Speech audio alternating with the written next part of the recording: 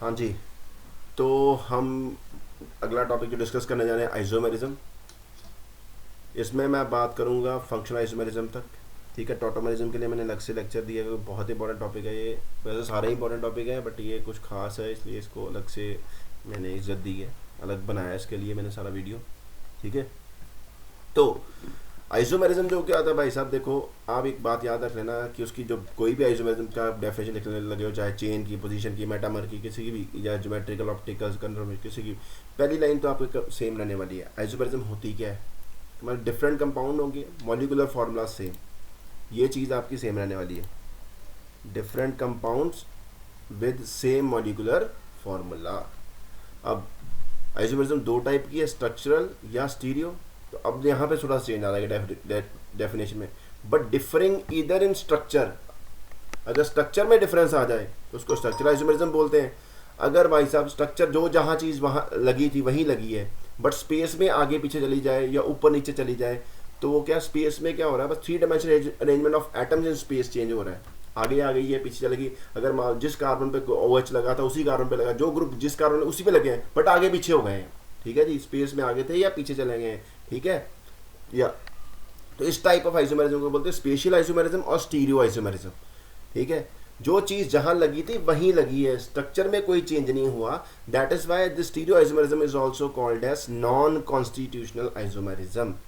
जबकि structure isomerism में क्या होगा, मान लो आपका OH पहले कार्बन पे लगा था, दूसरे पे चला गया है, डबल बॉन्ड पहले दूसरे कार्बन के पीछे, तीसरे चौथे में चला गया है, ऐसे कुछ हो जाए, या फंक्शन ग्रुप चेंज हो, अल्कोहल से ईथर बन गया है। ठीक है, मतलब स्ट्रक्चर ही चेंज हो जाए तो that is called structure isomerism. अब स्ट्रक्चर चेंज हो जाए तो क्योंकि बनावट में चेंज हो गया, तो कॉन्स्टिट्यूशन में चेंज हो गया, तो इसलिए इसको क्या बोलते हैं, कॉन्स्टिट्यूशनल आइसोमेरिज्म। ठीक है, स्ट्रक्चरल आइसोमेरिज्म का दूसरा नाम कॉन्स्टिट्यूशनल आइसोमेरिज्म है। स्टीरियो आइसोमेरिज्म में जो चीज़ जहाँ लगी होती है, जिस जिस एटम को जो जो ग्रुप लगे होते हैं वही लगे होते हैं, बट ये क्या होता है, अगर एक मॉलिक्यूल में एक क्या बोलते हैं, ज्योमेट्रिकल आइसोमर या ऑप्टिकल आइसोमर या कन्फर्मेशन आइसोमेरिज्म, अगर वो एक साइड पे आ रहे हैं तो अगर वो आगे थे वो दूसरे में वो पीछे चले जाएंगे। ये नहीं हुआ कि ग्रुप चेंज हो, जिस अगर एक कार्बन, जैसे पहले कार्बन पे OH लगा था वो OH दूसरे कार्बन चलेगा, ऐसा नहीं होगा, वो पहले पे ही रहेगा, बस आगे पीछे स्पेस में आगे पीछे हो जाए। ठीक है, that is called stereo isomerism और स्पेशियल आइसोमेरिज्म। स्ट्रक्चर में कोई चेंज नहीं हुआ इसलिए नॉन कॉन्स्टिट्यूशनल आइसोमेरिज्म। ठीक है जी। अब आगे बात क्या आ गई है हमारी, स्ट्रक्चरल आइसोमेरिज्म कितने टाइप की हो सकती है, चेन और न्यूक्लियर। ठीक है, पहली तो ये होगी, दूसरी होगी पोजीशन आइसोमेरिज्म, तीसरी मेटामेरिज्म, चौथी रिंग चेन आइसोमेरिज्म, पांचवी फंक्शनल आइसोमेरिज्म और छठी जो है टोटोमेरिज्म। ठीक है जी, यहाँ पे मैं 5 डिस्कस करूंगा, इसके लिए मैंने अलग से लेक्चर बनाया है। ठीक है जी। तो एक बात आपको यह बता दूं, ये 3 जो पहले वाली हैं इनमें फंक्शन ग्रुप चेंज नहीं होता। ठीक है, ये आपने नोट करना है। अगर आपको चॉइस क्वेश्चन में दिया हो तो भाई साहब आप कि ये चेन है या पोजीशन है, मेटामर है, कुछ ऐसा, तो आपने देखना अगर फंक्शन ग्रुप चेंज नहीं ना हुआ भाई साहब, तो इसका मतलब क्या है भाई साहब, तो वो इन तीनों में से कोई हो सकती है। ठीक है, आगे इनको डिटेल में पढ़ते हैं। इनमें फंक्शन ग्रुप चेंज नहीं होता, इनमें हो सकता है, इनमें हो सकता है, फंक्शन में तो हो जाएगा, नाम से पता चल रहा है। आगे चलें, बढ़ते हैं अब धीरे धीरे। ठीक, अब देखो चेन और न्यूक्लियर, इसमें क्या होगा, वो पहली लाइन तो सेम ही है, मॉलिक्यूलर फॉर्मूला सेम है, बस क्या होगा, चेन कार्बन में जो चेन की अरेंजमेंट थी वो चेंज कर दो, बस सिंपल सी बात है। मान लो देखो मिनिमम कितने कार्बन चाहिए होंगे, 4 कार्बन आप चाहिए चेन और न्यूक्लियर आइसोमेरिज्म शो करने के लिए। ठीक है जी। और आपका अगर मान लो ये नहीं है कि आपने चेन से साइक्लिक कंपाउंड बना दिया, साइक्लिक से चेन, वो चेन आइसोमेरिज्म नहीं है। अगर चेन थी तो ए साइक्लिक मॉलिक्यूल, ठीक है, अगर ए साइक्लिक थे तो साइक्लिक को साइक्लिक के साथ ही कंपेयर करना, क्लास चेंज नहीं होनी चाहिए। देखो फंक्शन ग्रुप और class of compound should not change, remain unchange. ठीक है जी। अब बात करते हैं कैसे ब्यूटेन, अब कार्बन को क्या 4 कार्बन लिख रहे हैं, एक लाइन में सीधा लिख दो, या 3 एक लाइन में लिख दो, और एक जो है सेकंड वाले कार्बन को, और कोई तरीका ही नहीं है, 4 लिख के देख लो भाई, यही 2 बनेंगे, इसके अलावा बनेंगे नहीं। ठीक है जी। और देखो ये इसका नाम आपको मैं याद करा दूं, ये ब्यूटेन है तो इसको आइसोब्यूटेन, ये कॉमन नेम बोल रहा हूँ मैं। अब एक ही चीज़ याद रख लो, ये CH3 CH CH3, ये जो इतना पार्ट है, ठीक है, ये देखो मैंने इसको अलग से इधर शो करा दिया है, इस चीज़ को ही आइसो बोलते हैं। जिस चीज़ में भी आपको ये चीज़ लिंकेज बिल्कुल यार इंटेक्ट दिख रही है ना, ऐसे साफ दिख रही है, इसको कुछ नहीं हुआ, तो उस चीज़ में आप कॉमन नेम में आइसो वर्ड यूज़ कर सकते हो। Iso is use in common name and allow कर दिया हुआ है आईपैक में भी यूज़ करने के लिए, but iso is basically common use in common naming. ठीक है जी। ठीक है, यानी कि आप क्या बोल सकते हो, अगर आपके पास कितना है जी, ये कार्बन कितना है, 2 डिग्री कार्बन, 2 डिग्री हाइड्रोजन होगा, तो आप क्या बोल सकते हो कि वहाँ पे वो क्या आइसो बोल सकते हो। वैसे CH3 अगर आपको दिख जाए इंटैक्ट, मतलब यहाँ पे एच हो, यहाँ पे CH3 तो ये आपका आइसो आप यूज़ कर सकते हो। आगे आ जाए पेंटेन, 5 कार्बन को लिखने हैं, 5 कितने तरीके हैं। एक तो ये है, एक क्या करो 4 सीधे लाइन में लगा दिए, कैसे लगा दिए, और एक क्या करोगे आप भाई साहब, अगर आप इसको उठा के इधर लिख दोगे ना तब भी ये चेन तो 4, लॉन्गेस्ट चेन तो 4 की बनेगी ना। ये मत सोचना कि मैंने इधर उखाड़ के इधर लिख दूँ, ठीक है। अब क्या हो सकता है, ये उखाड़ के इधर एक एच की जगह लगा दूँ, यानी कि 3 ही बन सकते हैं पेंटेन के, ठीक है। लिख के देखो भाई, जो लिख सकते हो मनगढ़ंत। अगर आपका नाम सेम बन गया ना मतलब चीज़ सेम है, अगर नाम अलग बन रहा है तो मतलब चीज़ अलग है। यही है इसको करने का तरीका, ठीक है। अब ये देखो, जैसे ये मैंने आइसो बोली थी, वैसे ये CH3 और यहाँ पे CH2 ले लो, बीच में से एक एच छोड़ दो, तो इतनी लिंकेज को नियो लिंकेज बोलते हैं। जिसमें ये चीज़ आपको दिख गई इंटेक्ट, तो आप नियो यूज़ कर सकते हो, ठीक है। इसका नाम neo pentane. Iso neo use करते हैं। ये देखो आइसो लिख लिया क्योंकि मेरे को ये दिख रहा है। अब सारे कार्बन इकट्ठे काउंट कर लो, 1 2 3 4 और ये 5 आइसो पेंटेन। अब ये क्या है, नियो लिख लिया क्योंकि मेरे को क्या है CH3 CH2 तो दिख ही रहा है ना, यहाँ पे एक है छोड़ दूँ तो वो दिख रही है मेरे को इंटेक्ट। यहाँ पे मैं नियो लिख लिया। अब मैं क्या पेंटेन लिखूंगा, क्या लिखूंगा वो देखो, कार्बन काउंट करो 1 2 3 4 और 5 ही लिखे, पेंटेन लिख दिया। अब ये मैंने नहीं देख रहा लॉन्गेस्ट चेन में कितने हैं, सीधा ही बस आइसो नियो लिख दिया, बाद टोटल कार्बन देख लो कितने हैं, ठीक है। ऐसे हम बात करते हैं 6 कार्बन वाले को लिखने की, हेक्सेन। अब एक बात याद रखना, 5 कार्बन के बाद ना आइसो का यूज़ करना बनता नहीं है, ठीक है। तो क्योंकि वो कॉम्प्लिकेशंस आ जाती हैं। अब दिखाता हूँ कैसे, ये देखो। अब ये 6 कार्बन को लिखने का तो तरीका ये है, एक ये है, एक ये है, एक ये है और एक ये है। अब ये यहाँ पे देखो, ये लिंकेज आपको दिखी आइसो, इसका नाम तो आइसो हेक्सेन हो गया। अब यहाँ पे देखो, यहाँ पे भी तो आपको आइसो लिंकेज दिख रही है, ये भी तो आइसो लिंकेज दिख रही है, ठीक है। इसलिए मैं बोल रहा हूँ कि 5 कार्बन के बाद इसको अवॉइड किया था आइसो लिखना, ठीक है। यहाँ तक याद रखो यार मेन, ठीक है। आगे कुछ नहीं, आपको वैसे भी 5 तक ही ज़्यादातर यूज़ होती है। वहाँ पे क्या बोलते हैं, क्वेश्चंस में भी 5 कार्बन तक ही क्वेश्चन आता है, बाकी तो ऐसे ही एग्जेजरेशन ही है आपकी प्रैक्टिस के लिए बेसिकली, ठीक है। देखो ये हेक्सेन है, 2 मिथाइल हेप्टेन है, ठीक है। अब ये इसमें क्या मिथाइल कहाँ पे चला, 3 पे। अलग है ना तरीका लिखने का, बस आपने अलग अलग तरीके से लिखने की कोशिश करनी चाहिए कार्बन को बेसिकली, बिना डरे सोचे समझे, बिना। अगर आपका नाम सेम आ रहा है मतलब चीज़ सेम है, ठीक है। अब आप बात करते हैं ऐसे 7 कार्बन के लिए लिख के देख लो, ये अलग अलग तरीके से लिखा गया। और अगर यहाँ पे हम आइसो अवॉइड करते थे, यहाँ से हम नियो भी अवॉइड करना शुरू कर देंगे। देखो यहाँ पे भी आपका ये यहाँ पे कोई नियो लिखा दिख रहा है ना आपको लिंकेज, ये भी ये, और यहाँ पे कहीं पे और पे भी होगा, ये देखो नियो हेक्सेन, इसको ये नहीं नियो हेक्सेन, ये नियो हेक्सेन बोलती है ना इसको। यहाँ पे यहाँ से 7th कार्बन यहाँ एग्जाम्पल बनी हुई, ठीक है। तो आप नियो अवॉइड करोगे, यहाँ से भी 7 कार्बन से आप नियो यूज़ करना बंद कर दो। 6 तक आप नियो मैक्सिमम यूज़ कर सकते हो और 5 तक आइसो यूज़ कर सकते हो, उससे आगे कॉम्प्लिकेशन शुरू हो जाती है, ये देख लो, ठीक है। बात खत्म अपनी तरफ से। अब अगर आपको देखो ये इसकी इंपॉर्टेंस क्या है, ये चेन आइसोमेरिज्म करने की। अगर आपको क्वेश्चन आ जाए भाई साहब कि बताओ जी 5 कार्बन वाला जो एक मॉलिक्यूलर फॉर्मूला, एक कंपाउंड है जिसका मॉलिक्यूलर फार्मूला C5 कितना बनता है, C5H12 है जी, उससे जितने पॉसिबल अल्काइल ग्रुप्स बन सकते हैं वो बनाओ। कितने, इंटीजर टाइप क्वेश्चन आ गया मान लो, ठीक है जी। ऐसा क्वेश्चन करने से पहले तो आपको उस C5H12 से जितने आप अल्केन बना सकते हो वो बनाओ, क्योंकि अल्केन का फॉर्मूला है, ठीक है। ये तीनों बन गए। अब जब तक ये नहीं बनेंगे आप इनसे अल्काइल ग्रुप बना। अल्काइल ग्रुप कैसे बनता है, जितनी डिफरेंट तरह के हाइड्रोजन उतनी डिफरेंट तरह का अल्काइल ग्रुप।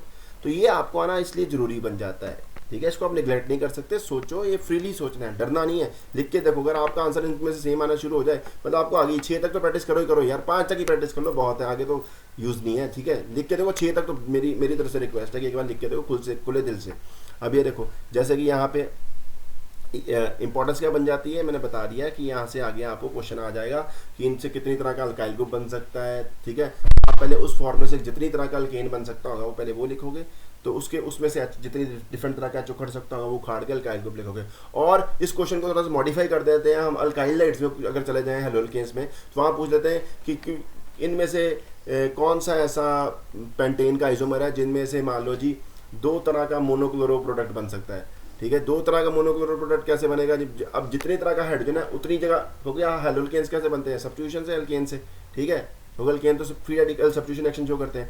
अब जितनी तरह का हाइड्रोजन उतनी तरह का आप हाइड्रोजन उखाड़ के क्या लगा सकते हो, एक क्लोरीन लगा सकते हो एक बार, ठीक है ना, मोनोक्लोरो बनाने हो तो उतनी तरह के आपके आंसर बन जाएंगे। तो इसलिए आपको बेसिकली वो किसके कॉरस्पॉन्डिंग करेंगे, जितनी तरह का आप अल्काइल ग्रुप बना सकते हो उस अल्केन से उतनी तरह का आपका मोनोक्लोरो प्रोडक्ट भी बन सकता है, ठीक है। ये समझाने की कोशिश की है यहाँ पे, ठीक। ठीक, लगी पता कि नहीं बात पता? ठीक, ओके आगे चलते हैं। ऐसे एलिसाइक्लिक के अंदर अब ये देखो, इस 6 कार्बन को लिखने का तरीका है ऐसा ऐसा ऐसा। अब आपने इसकी लीनियर चेन नहीं लिख देनी, डबल बॉन्ड वाला नहीं लिख देना। क्यों? क्योंकि मैंने पहले बोला है कि चेन और न्यूक्लियर में क्या होना चाहिए आपका, अगर आप साइक्लिक कंपेयर करो तो साइक्लिक ही बनाने हैं। उसका उसका ये साइक्लिक के साथ कंपैरिजन करना शुरू नहीं कर देना। मैंने देखो वो नीचे बात ये हाईलाइट भी कर दी यहाँ पे, वही जो भी क्वेश्चन डिस्कस किया था। Generally ask what are different kinds of hydrogen और different kind of alkyl group formed और how many monohydrogenate products can be formed और the isomer which give only one monohydrogenate product. इनको answer करने के लिए various question को पहले आपको अलग उस फॉर्मूले से अलग अलग अल्केन लिखने आना चाहिए और देखना चाहिए किस अल्केन में से कितनी तरह का अल्काइल ग्रुप बन सकता है। बिकॉज देखो, write various isomers of alkane which can be formed and then look for different kind of hydrogens, number of different products equal number of different kinds of hydrogens और number of alkyl groups is equal to number of different kind of hydrogens। ठीक है जी, ठीक है। और एक बात important question भाई साहब, यहाँ पे अभी तक एक और क्वेश्चन बीच में पड़ जाएगा क्या, कि अगर कायरल सेंटर जनरेट हो रहा है किसी कहीं जगह पे तो आप उसको एक की जगह 2 काउंट करोगे। क्यों? उसका एनहांसमेंट भी तो बनेगा ना। If a chiral center is generated, then count its mirror images as well to get total number of isomers possible। क्योंकि ये क्वेश्चन अक्सर जेई में तो आ ही जाता है भाई, इंटीजर टाइप, क्योंकि उनको पता था बच्चा कुछ ना कुछ तो छोड़ ही जाएगा। ठीक है ना, कहीं ना कहीं बच्चा स्ट्रक्चरल तो सारे गिन लेता है और कहीं पर उसको ध्यान में नहीं आता कि भाई साहब यहाँ यार यहाँ पे तो कायरल सेंटर ही बन रहा था, उसकी मिरर इमेज भी काउंट करनी थी। ठीक है, तो ये सारा क्वेश्चन मैंने यहाँ पे दे दिया ध्यान से। ठीक है, और मैंने अल्काइल ग्रुप की फॉर्मेशन के लिए अलग से वीडियो बनाया है, वो भी दिखाऊंगा। ठीक है, आगे चलते हैं। अब पोजीशन आइसोमर मतलब भाई साहब आपकी कार्बन की चेन जैसे रही वैसे रहनी चाहिए, बस आपका फंक्शनल ग्रुप का पोजीशन चेंज हो जाए, डबल बॉन्ड का पोजीशन चेंज हो जाए, ट्रिपल बॉन्ड का पोजीशन चेंज हो जाए। ये देखो, ये जो OH है यहाँ पे 1 पे लगा, यहाँ पे 2 कार्बन चला जाए। ठीक है, कार्बन तो ऐसे लीनियर ही है ना, चेन तो लीनियर। चेन में carbon skeleton must not change, ये बहुत इंपॉर्टेंट। अगर आपका कार्बन का स्केलेटन भी साथ में चेंज होगा मतलब चेन आइसोमरिज्म भी साथ में शुरू हो गई है। ठीक है, तो ये देखो 1 2 ग्लोरो ऐसे ही, ये देखो ये 1 पे लगा था, ये कहाँ पे चला गया, 2 चला गया। बाकी कार्बन जहाँ पे जैसे लगे थे वैसे लगे, कार्बन के स्केलेटन में चेंज नहीं हुआ। ए ऑर्थो बेटा पैरा, ठीक है, ये 1 2 ये 1 3। ठीक है, साइक्लिक के अंदर भी। ठीक, इनको इसके साथ ही कंपेयर करना, इसको ये साइक्लिक के साथ कंपेयर नहीं करना शुरू कर देना। ठीक है, बात खत्म, आगे चले। सही ईजी है, बस पोजीशन चेंज हो जाए ग्रुप की, डबल बॉन्ड की, कार्बन की चेन की फॉर जो स्ट्रक्चर है उसमें चेंज नहीं आना चाहिए। ठीक है, ये लीनियर ही थी, ब्रांचिंग नहीं थी। यहाँ पे क्या था, एक ही ब्रांच थी, अभी भी एक ही ब्रांच। दिखने को आपको लग रहा है कि यार ब्रांचिंग बढ़ गई, ब्रांचिंग नहीं बढ़ी भाई, एक्चुअली क्लोरोड के सेकंड कार्बन में चला गया, कुछ नहीं हुआ। ठीक है, चलो आगे। उसके बाद मेटामेरिज्म, हाँ जी भाई साहब, यहाँ पे फंक्शनल ग्रुप नहीं चेंज होगा और ये उन फंक्शनल ग्रुप में शो करते हैं जहाँ पे दोनों साइड्स पे आर ग्रुप लगे होते हैं। ठीक है जी, दोनों साइड्स पे आर ग्रुप लगे होते हैं। ठीक है, अब क्या बोलते हैं कि आपका जो क्या होगा, आर ग्रुप की अरेंजमेंट है जो ये दोनों साइड पे फंक्शन ग्रुप की, जैसे कीटोन हो गया, ईथर हो गया, एस्टर हो गया, थायो ईथर हो गया, सेकेंडरी और टर्शरी मीन्स हो गए, प्राइमरी मीन नहीं। प्राइमरी अमीन और सेकेंडरी मीन आपस में फंक्शनल आइसोमर है, याद रखना। प्राइमरी मीन, सेकेंडरी मीन और टर्शरी मीन आपस में फंक्शनल आइसोमर है। प्राइमरी अमीन सेकेंडरी और टर्शरी के साथ आपस में क्या है जी, फंक्शनल आइसोमर। प्राइमरी मीन की बात नहीं कर सकते हम। ठीक है जी, इस मेटामेरिज्म के अंदर। ठीक है, अब देखो क्या होगा, ये देखो CO ले लिया, CO अब बेसिकली देखो CO के इर्द गिर्द यहाँ पे 1 कार्बन है, यहाँ पे कितने 4 कार्बन, 3 कार्बन है। अब क्या तरीका है, CH2 उठ के इधर चला गया। ठीक है, ये मेटामर हो गया आपस में। ऐसे ही क्या होगा, अब मैं ये प्रोपाइल है, इसकी मैं आइसोप्रोपाइल भी लिख सकता हूँ। ये हो गया, ये 3 आइसोमर बन गए इसके, ये 3 आइसोमर क्या हो गए, मेटामर हो गए आपस में। फंक्शन ग्रुप क्या रह रहा है, सेम रह रहा है। अब ये देखो एस्टर में, इधर ये कार्बन वाली साइड में क्या लगा हुआ भाई साहब, ये मिथाइल लगा है। ऑक्सीजन वाली साइड पे 3 कार्बन है, एक उठा के इधर ले जाओ। ठीक है जी, अब इस प्रोपाइल का आइसोप्रोपाइल बना दो। ठीक है, ठीक, ये हो गया आपस में। ठीक है, अल्काइल ग्रुप होना चाहिए दोनों साइड पे। ठीक, आगे देखो यहाँ पे ईथर, ये इधर 3 इधर 1 इधर उठा के चला गया, आइसोप्रोपाइल लिख दिया। ठीक है, आपने अल्काइल ग्रुप की शक्ल चेंज करनी है B across the functional group. ठीक है, फंक्शनल ग्रुप क्या रह रहा है, सेम। ये तीनों आपस में मेटामर है। आप ये मत सोचना ईथर और अल्कोहल आपस में मेटामर्स होते हैं, कभी नहीं, वो फंक्शनल आइसोमर। आगे चलते हैं, ऐसे अमीन थायोईथर आप देख सकते हो। ठीक, आगे चलते हैं जी। रिंग चेन, रिंग मतलब क्या जी, नाम से पता चल रहा है भाई साहब कि अगर आपने उसी फॉर्मूले से रिंग बनाई है तो उसी फॉर्मूले से आप चेन बना लो। इसका सिंपल सा एक फंडा मैं आपको बता देता हूँ। जितना चेन में पाई बॉन्ड होंगे उससे कम वाली जो साइक्लिक होगी ना, वो आपस में रिंग चेन आइसोमर होगी। मॉलिक्यूलर फॉर्मूला सेम होना चाहिए ना। देखो यहाँ पे एक पाई बॉन्ड है, कार्बन कितने हैं, 3 कार्बन वाली चेन, 3 कार्बन रिंग बना दो। उसमें एक पाई बॉन्ड था, इसमें एक पाई बॉन्ड ही बना दो। क्यों, पाई बॉन्ड और एक रिंग एक बराबर ही होती है डबल बॉन्ड इक्विवेलेंस के मामले में। या अगर DB निकालो, डबल बॉन्ड इक्वलेंस निकालो। अगर आपका आंसर 1 आ रहा है तो या तो उसमें पाई बॉन्ड हो सकता है या तो एक रिंग हो सकती है, ठीक है, सिंपल सी बात। ऐसे ही अगर ये इस फॉर्मूले से क्या बन सकता है, डाइन बन सकती है C4H6, ठीक है, ये एक इसका अल्काइन का फॉर्मूला बन रहा है ना, डाइन अल्काइन, और ठीक है, और इसमें कितने पाई बॉन्ड है 2, इसमें कितने पाई बॉन्ड है 2, इससे एक कम वाली क्या बना दूँ, रिंग बना दूँ, ठीक है, तो बन गया। इसको अब इसको लिखने का भी तरीका क्या अलग अलग है, 4 कार्बन को लिखने का तरीका क्या हो सकता है, एक तो ये बना दिया, एक बाद में ये बना दी, और एक ये मिथाइल को उठा के यहाँ पे ले आया, ये भी तो होगा ना। ये सारे इस फॉर्मूले से बनने वाले क्या हैं जी, रिंग चेन आइसोमर, ठीक है। रिंग चेन आइसोमर, क्योंकि रिंग और चेन आपस में फंक्शनल आइसोमर हो गए, इनको can be categorised as functional isomers, ठीक है। अभी खुद प्रैक्टिस करो, थोड़ा सा इसको मैं छोड़ देता हूँ, क्वेश्चन नोट करो, अगर आपका आंसर सेम बन रहा है तो ठीक है, प्रैक्टिस है। आइसोमरिज्म में बेसिकली प्रैक्टिस मांगती है।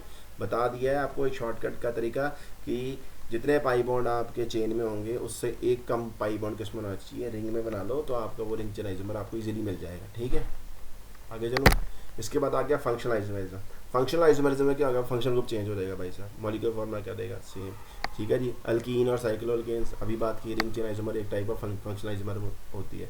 अल्काइन और अल्काडाइन आएगा यहाँ पे, और साइक्लोअल्कीन, ठीक है जी। अल्काइन में 2 पाई बॉन्ड है, और अल्काडाइन मतलब 2 पाई बॉन्ड इसमें भी हो जाएंगे, डाइन हो गई, ठीक है, या एलीन्स भी हो गई।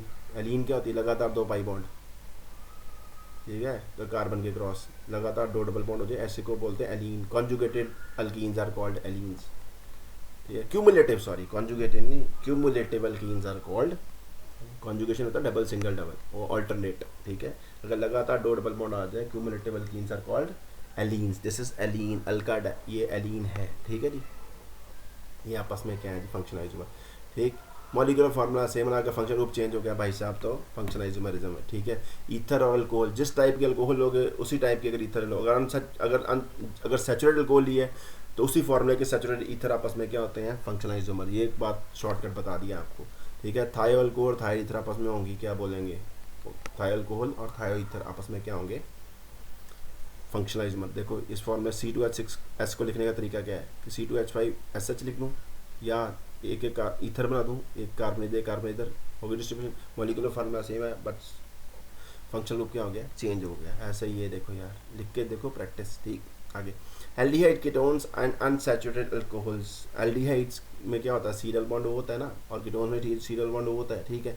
अब देखो मतलब एक पाई बॉन्ड आ गया, वो तो है ही ना, वो एक ही वो होता है, एल्डिहाइड्स में भी एक ही होता है कीटोन में, और एक ही वो होता है ईथर, और कहाँ पे, अल्कोहल्स में, ठीक है, और इपोक्साइड्स में भी, ठीक है जी। तो अब क्या है जी भाई साहब, देखो वो पाई बॉन्ड को कंपनसेट करने के लिए आपको यहाँ पे अनसैचुरेटेड अल्कोहल लेनी पड़ेगी, मतलब आपको एक पाई बॉन्ड दिखाना पड़ेगा अल्कोहल के अंदर उसी फॉर्मूले के साथ, ठीक है। जैसे क्या बोलते हैं, एसीटोन, और ये आपके पास अलाइल अल्कोहल, ये आपकी क्या बन रही है भाई साहब, अलाइल अल्कोहल। अलाइल पता ना, कार्बन एक्स डबल बॉन्ड, ये डबल बॉन्ड आ गया, फॉर्मूला देख लो एग्जैक्ट सेम बना है। कार्बन कितने, 1 2 3, हाइड्रोजन कितने, 2 3 5 और 1 6, ऑक्सीजन 1, ठीक है। ऐसे ही ईथर, जिस टाइप की अल्कोहल हो उसी टाइप का ईथर ले लो, तो आपका वो क्या बन जाता होता है, आपको पता है ऑलरेडी फंक्शनल आइसोमर होता है। ये तो एक मुफ्त में तैयार हो गया। उसके बाद अब अगर आपका एक पाई बॉन्ड दिख रहा है आप ये देखो, इसको अगर आपने 3 कार्बन में ऑक्सीजन को, मैंने बोला पाई बॉन्ड कम वाली, एक पाई बॉन्ड कम वाली अगर रिंग बना दो तो क्या बन जाती है, फंक्शनल आइसोमर बन जाती है ना, बन गया। 3 कार्बन आ गए और पाई बॉन्ड तो रिंग की वजह से खत्म हो गया, और ऑक्सीजन आ गया, ठीक है। इसको ऐसे भी लिख सकते हैं, इसको बोलते हैं ऑक्सीटेन, इसको ऑक्सीरेन। 3 मेंबर अगर साइक्लिक रिंग हुई और उसमें एक ऑक्सीजन हुआ, अगर उसको बोलते हैं ऑक्सीरेन, और अगर 4 मेंबर रिंग हुई और उसमें साइक्लोअल्केन रिंग और एक ऑक्सीजन हुआ तो ऑक्सीटेन, ठीक है जी। इसको 2, ये जो इसका आईपर नेम क्या बन सकता है जी, 2 मिथाइल ऑक्सीरेन और मिथाइलिन ऑक्साइड, ये याद कर लेना, methylene oxide, methyl ethylene oxide, sorry ethylene oxide तो इतना ही होता है, मिथाइल लगा हुआ है, ठीक है, ऐसे साइक्लोप्रोपाइल अल्कोहल, ठीक, क्लियर है जी। आगे चलो, इसके बाद एसिड्स और एस्टर्स भी आपस में क्या हो जाएंगे भाई, उसमें भी दो ऑक्सीजन, उसमें भी 2 ऑक्सीजन, ठीक है। और आपका मतलब हाइड्रोक्सी कीटोन्स और हाइड्रोक्सी एल्डिहाइड्स, ठीक है। एक ऑक्सीजन लेके आना यार, पाई बॉन्ड तो यहाँ पे कंपनसेट हो जाएगा, एक ऑक्सीजन जो लेके आना वो हाइड्रोक्सी ग्रुप की वजह से कंपनसेट हो जाएगा, तो ये आपका क्या हो जाएगा, आपस में क्या हो जाएंगे, फंक्शनल आइसोमर्स। साइनाइड्स और आइसोसाइनाइड्स आपस में क्या होते हैं, फंक्शनल आइसोमर्स, ठीक है। नाइट्रोअल्केन्स और अल्काइल नाइट्राइट्स, नाइट्रो में N से जुड़ा होता है, नाइट्राइट में O से जुड़ा होता है, ठीक है जी। फॉर्मूला क्या रहेगा, सेम रहेगा। एल्कोहल्स और फिनोल्स, देखो आपस में ये बेंजाइल अल्कोहल और ये क्रिसोल, मॉलिक्यूलर फार्मूला सेम है बट फंक्शन ग्रुप क्या हो गया चेंज। ये अल्कोहल है क्योंकि OH कहाँ पे लगा, कार्बन पे, डायरेक्टली बेंजीनिंग पे लगा। अगर OH सीधा बेंजीनिंग पे लग जाए फिनोल बोन चाहिए, पता ना आपको। देखो अब बात आ गई प्राइमरी सेकेंडरी और टर्शियरी मीन आपस में क्या है जी, फंक्शनल आइसोमर्स, ठीक है। उसी फार्मूले से आपने प्राइमरी मीन बना देनी, उसी फार्मूले से सेकेंडरी से टर्शियरी, ठीक है ना। आपको पता है डिग्री ऑफ अमीन कैसे डिसाइड होती है, नाइट्रोजन की डिग्री कैसे डिसाइड होती है। अगर नाइट्रोजन के ऊपर कम से कम 2 या 3 हाइड्रोजन हो तो 1 डिग्री है, अगर 1 हाइड्रोजन हुआ तो 2 डिग्री, अगर कोई भी हाइड्रोजन नहीं हुआ तो 3 डिग्री नाइट्रोजन, ठीक है। ऑक्साइम्स एंड अमाइड्स, ठीक है, ऑक्साइम का फॉर्मूला ये और अमाइड आपस में क्या होंगे,